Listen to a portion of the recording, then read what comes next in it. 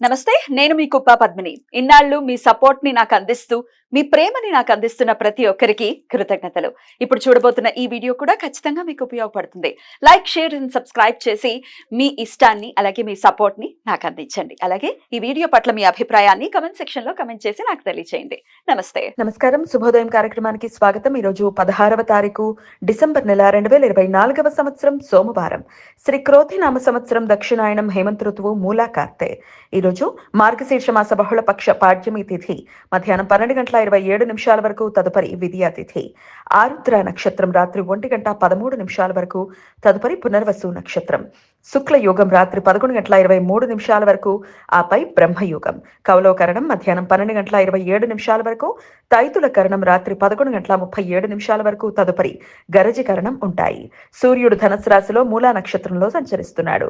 చంద్రుడు మిథున రాశిలో సంచరిస్తున్నాడు.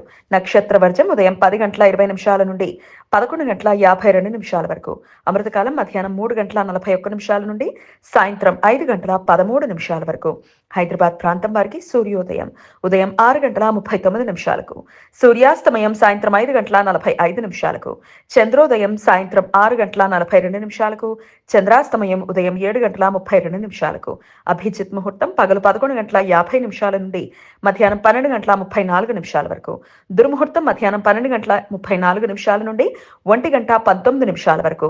మరలా మధ్యాహ్నం 2:47 నుండి 3:32 వరకు.